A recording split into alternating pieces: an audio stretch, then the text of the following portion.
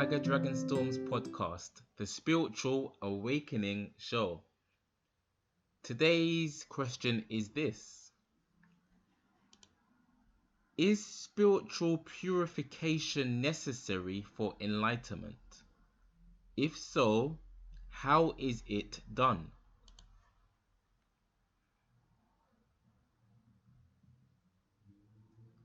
Is spiritual purification necessary for enlightenment? Or to put it in simpler terms, if I may, should one be pure when seeking the enlightenment experience or state? I would say yes, most definitely. Why? Because to be pure is to be untainted by anything. And I will go further as to say to be pure is to be free from everything. You cannot be touched. You are as pure as the space around your body, for it contains all things. That's how pure and spacious it is. So to be pure would be the closest thing you can be to what the enlightenment experience shows you, meaning that pure consciousness that you truly are, or the pure reality that you truly are, that which the mind cannot fathom. It's so pure it does not get involved in the world. You cannot see the pure self that you are. That's how pure it is. It has no dimensions,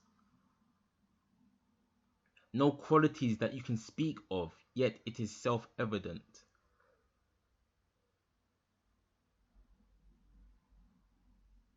To be the opposite of pure, let's use the word muddy. To have a muddy character means you are further into your ego. You are further into this so-called material world. You are further into separation, whereas that pureness I was speaking of is like space. It cannot be separate as it has no dimensions. It's not by an accident or coincidence that people on a spiritual path tend to be nice people. Of course, not all people, but tend to be seeking to better themselves, tend to have a big heart, tend to be a bit more compassionate, tend to at least be trying to cultivate that compassion within themselves, tend to be trying to become more open-minded, more welcoming, more understanding.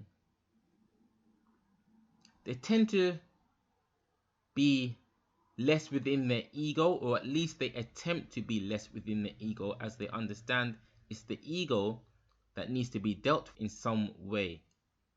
Whether it's seeing that you are not the ego, seeing that the ego does not exist, making friends with the ego, loving the ego, seeing that you are the observer of the belief of the ego, etc.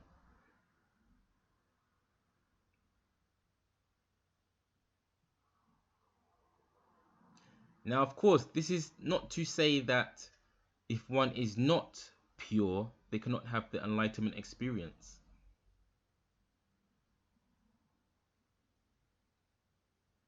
Because the enlightenment experience does not happen for a person. So from that level, you could say it doesn't have to happen for a pure or a muddy person.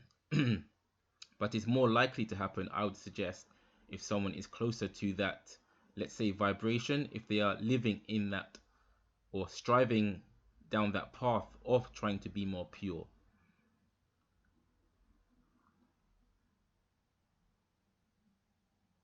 Because that's what's revealed to you when you have an enlightenment experience, that everything is pure.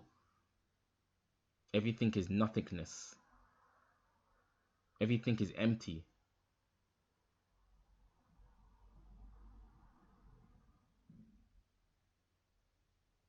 Because everything is reality, and reality has to be empty for there to be anything appearing within it.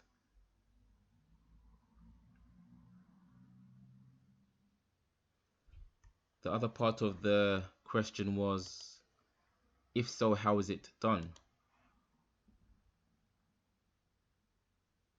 There are many ways to be more pure. That can start with how you treat animals, how you, of course, treat yourself, number one, how you treat other people, selfless charity,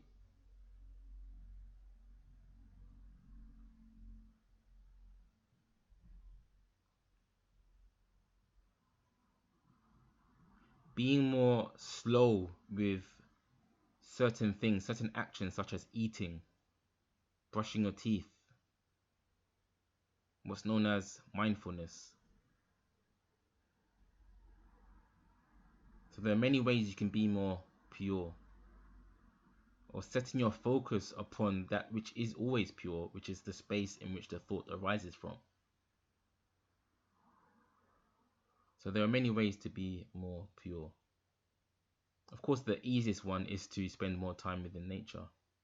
When I say nature, I mean rivers, parks, forests, mountains, deserts, the wind, rain, and not trying to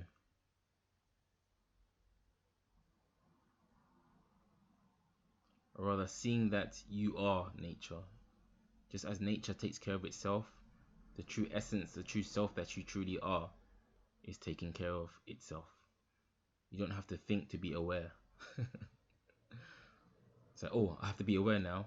No, you're always that pure, constant awareness or consciousness, whatever word you wish to call it. So yes, I hope this answers your question. And thank you everybody for watching, for listening, and I will see you, or you will see me or hear me in the next podcast. Thank you very much. Thank you for listening or watching this episode. If you are listening to it on my podcast, please follow. If you're watching this podcast on YouTube, please subscribe, and you'll stay up to date with the latest answers to the many interesting questions that the spiritual world has to offer. See you in the next one.